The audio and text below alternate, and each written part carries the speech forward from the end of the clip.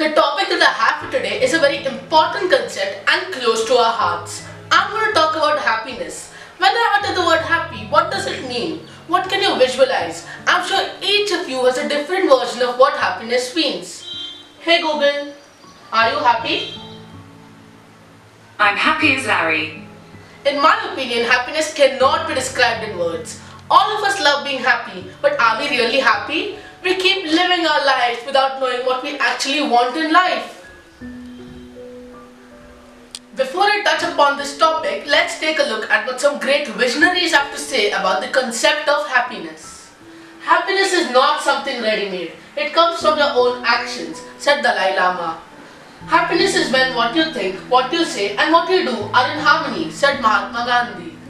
Don't waste a minute not being happy. If one window is closed, run to the next window or break a door down, said Brooke Shields.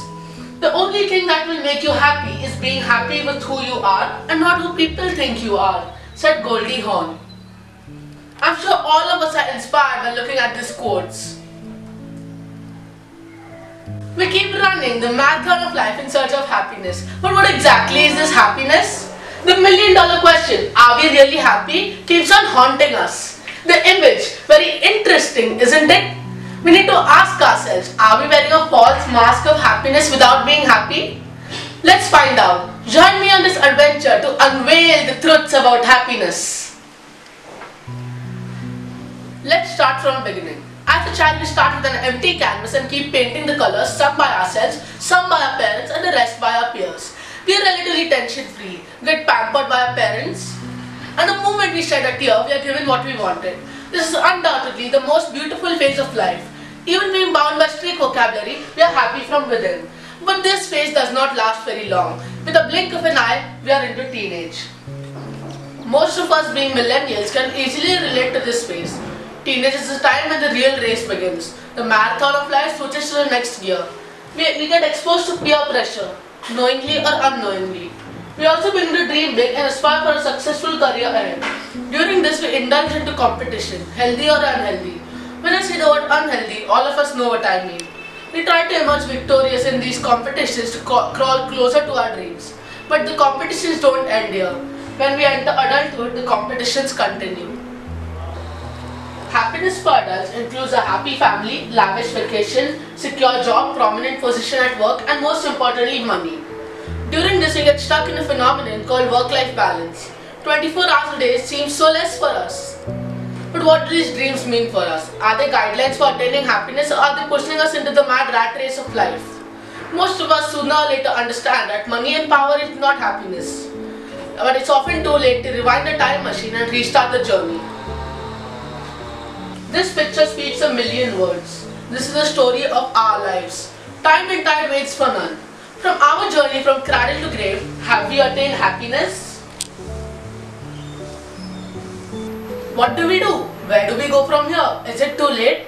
No, there's a beautiful management concept called RAG analysis, which is nothing but red, amber and green. Let's see what it means. Under red, it is something that must be strictly stopped. Under green, it is something that must be embraced without a second thought. And under amber, it is something that must be allowed to a certain extent, but we should not let it overpower us. So let's do a RAG analysis of our lives and see where what lies where. Under red is ego, anger and hatred, which is a big no-no. Under amber is money and power. Yes, we do require money and power, but we should keep it under control. Under green is positivity and happiness, which we should fill our lives with. Here are some small steps all of us can take to fill our lives with happiness. These would not require any efforts. As we previously saw, childhood is the best phase of our lives. We need to agree that all of us have a child within us, irrespective of the age group. So we need to awaken that child to enjoy every single choice in our life. Start day with a smile. A day well begun is a day well spent. This is the easiest of the list. Nowadays, our smiles are replaced with emojis. So let's make a conscious attempt to smile every day. Find joy in little things. In today's world, we often focus on the bigger picture and never look at the small things. For some, spinning a top may be joy. For some, playing a guitar may be joy. For some, the first rain might be joy. So let's rediscover these small things that bring joy to your life. Pursue your hobby. It is well said that hobby is your best companion. For an avid reader, book is your best companion, and for a guitar player, the guitar might be the best companion. So let's rediscover the hobbies that are lost under the ocean of unwanted things.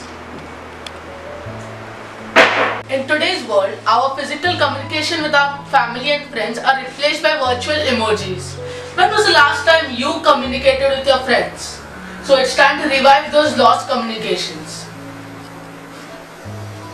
Periodic self-evaluation. Others may have opinion about us, but what matters is what we think about ourselves. We can use SWOT analysis to solve all our problems: strengths, weakness, opportunities and threat. We can identify our strengths, work over our weaknesses, take the opportunities and beware of the threats to have a happy life ahead. As seen in the previous slides, all of us have lost the work-life balance, be it teenagers or adults. So it's time to strike the equilibrium between the work and life. All the above points are helping us reach a step closer to happiness and positivity. So let's just be positive and the rest will be taken care of. The journey through the slides was fantastic and I'm sure it filled us with happiness and enthusiasm. In the pursuit of happiness, every step in the right direction counts and the journey begins today.